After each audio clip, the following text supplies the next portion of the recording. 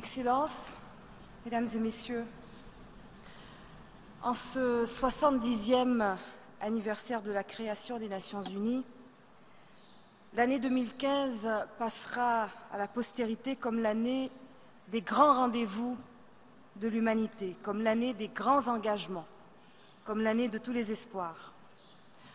En effet, nous nous sommes engagés en mars, dans cette même enceinte, 20 ans après la conférence de Beijing, à éradiquer les inégalités injustifiables entre les femmes et les hommes.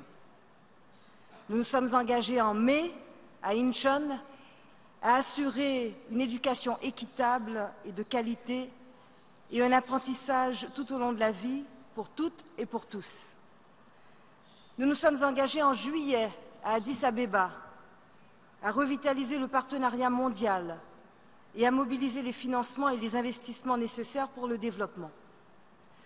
L'Organisation internationale de la francophonie a été de tous ces grands rendez-vous et elle a fait sien tous les engagements qui en ont résulté, parce qu'avec ses 80 États et gouvernements répartis sur les 5 continents, elle est au cœur de toutes les urgences du monde, au cœur de ces inégalités et de ces disparités révoltantes, au cœur de ces crises sécuritaires et de ces conflits meurtriers persistants ou récurrents, mais elle est aussi au cœur de tout ce que ce monde recèle de force, d'accomplissement, d'extraordinaire diversité, d'infinie capacité de faire, de produire, de créer, d'innover et d'inventer.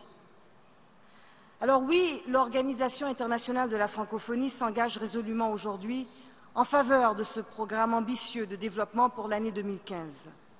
Et pour donner corps à ce nouvel espoir, elle sera aux côtés de ses pays membres les plus vulnérables, pour les aider à saisir l'opportunité que représentent les perspectives du renforcement du financement du développement dans la ligne de la conférence d'Addis Abeba.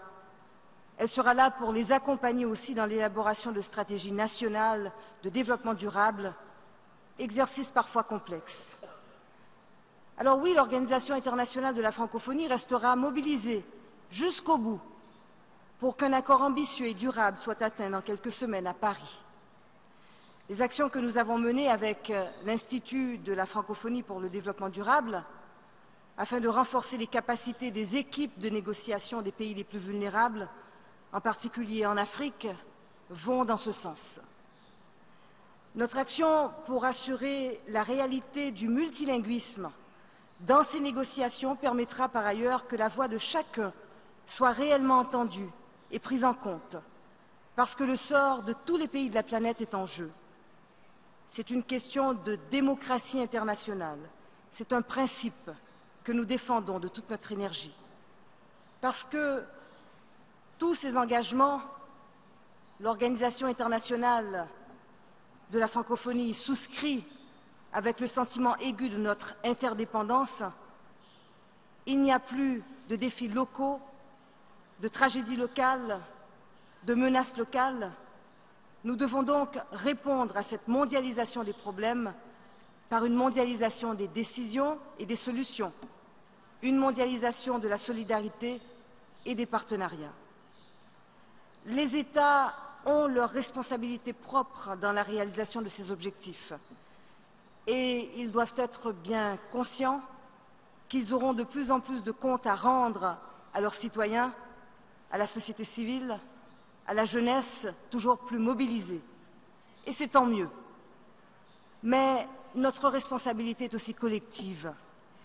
Organisations internationales, régionales, non gouvernementales, entreprises privées.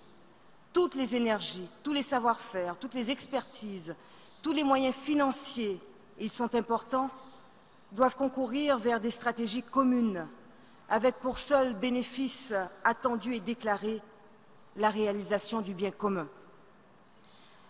Ces engagements, l'Organisation internationale de la francophonie y souscrit.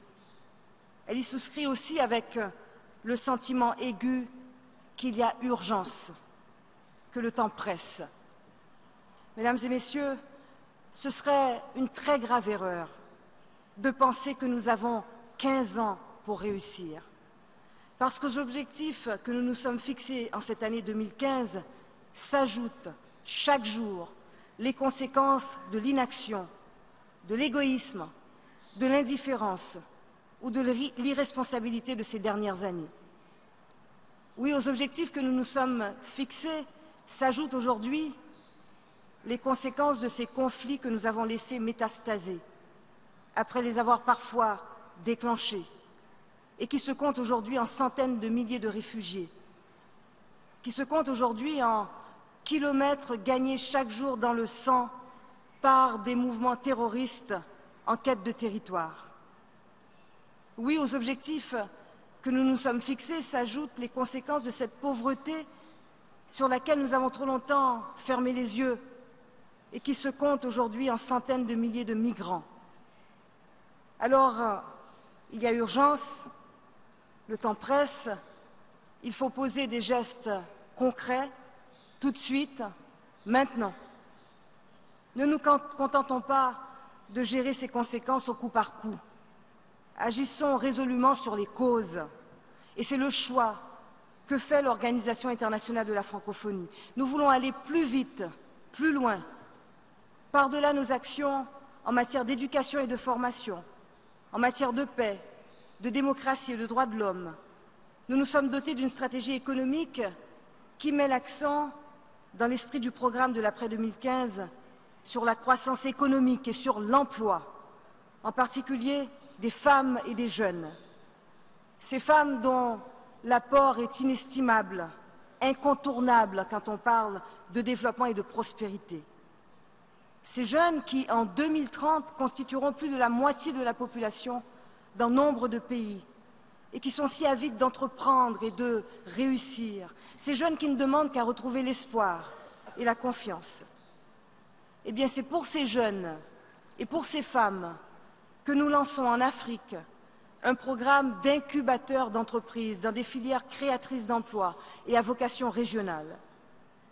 L'urgence est telle que plus nous serons nombreux, pays, partenaires privés, institutionnels, agences, fonds et programmes des Nations Unies, plus nous aurons de chances de gagner cette course contre la montre. Il faut jouer collectif pour remporter cette victoire et toutes les victoires. Mesdames, Messieurs, nous sommes à la croisée des chemins. Les actes que nous posons ou que nous ne posons pas, les décisions que nous prenons ou que nous ne prenons pas, auront des conséquences et des répercussions irréversibles pour l'avenir de notre planète commune.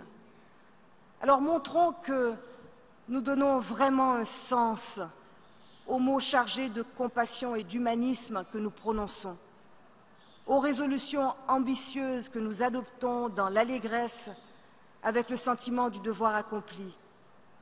Car c'est maintenant, c'est vraiment maintenant que notre devoir commence. Je vous remercie.